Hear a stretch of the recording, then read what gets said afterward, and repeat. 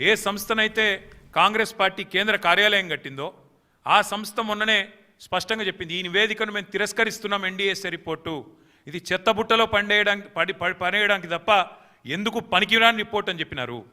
అట్లాగే ఆ సంస్థని, ఏ సంస్థనైతే నేను అడుగుతున్నా రేవంత్ రెడ్డిని, ఏ సంస్థనైతే మేడిగడ్డ బ్యారేజ్ కట్టిందో ఆ సంస్థ నిజంగానే పనికిరాందైతే మరి కాంగ్రెస్ పార్టీ కార్యాలయం కూడా ఆ సంస్థతో ఎందుకు కట్టించినామని నేను అడుగుతా ఉన్నా. కాంగ్రెస్ పార్టీ కార్యాలయం కూడా తెలంగాణకి వెళ్ళిపోయిన మూటలతోనే కట్టిరు, మీరు అందరికి తెలుసు అది.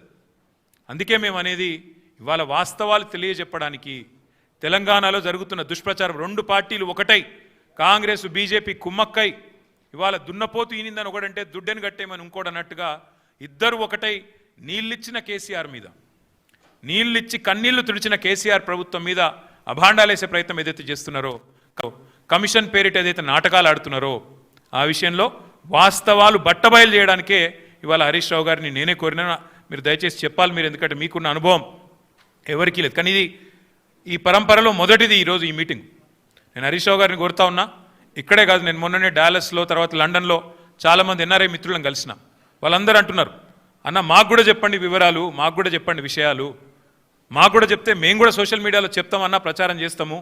ఈ విషయంలో ప్రభుత్వం ఒకడేమో మరి బట్టగాల్చి మీదేస్తుంటే ఇంకోటి దానికి తానా అంట తందానా అంటున్నాడు. కాంగ్రెస్ వాడు బీజేపీ వాడు ఇద్దరు కలిసి తెలంగాణ బొండిగ విసికే ప్రయత్నం చేస్తున్నారు. తెలంగాణ ముఖ్యమంత్రిగా కేసీఆర్ గారు చేసిన పనిని ఇవాళ కావాలని మరి దాని మీద అపవాదులు వచ్చే విధంగా, దాని మీద అనుమానాలు కలిగే విధంగా ప్రచారం చేస్తున్నారు. వాస్తవాలు చెప్పండి, మాకు కూడా జూమ్ మీటింగ్లు పెట్టండి అని వారు కోరితే హరీష్ రావు గారిని కోరినాను. అటు ఎన్ఆర్ఐ మిత్రులు కానీ ఇక్కడ ఉండే ఇంకా ఎవరన్నా మిత్రులు కూడా మేము కూడా తెలుసుకోవాలనుకుంటున్నామంటే వారికి కూడా ఇంకా కావాలంటే జిల్లాల దాకా కూడా పోతాం. ప్రతి చోట కూడా ఖచ్చితంగా ఈ విషయంలో నిజాలు చెప్తూనే పోతాం. చివరిగా రెండే మాటలు నేను చెప్పేది. ఒకటి, మేము ఇది మొదటి ప్రయత్నం కాదు, మేము ఆల్రెడీ ఒక పెద్ద బృందం అందరం కలిసి మేడిగడ్డ పోయినాం.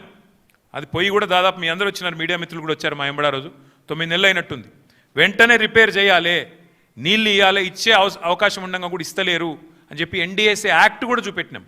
యాక్ట్లో కూడా క్లియర్గా రాసుంది, ఓనర్ ఎవరైతే ఉంటారో వాళ్ళు వెంటనే రిపేర్ చేయాలని.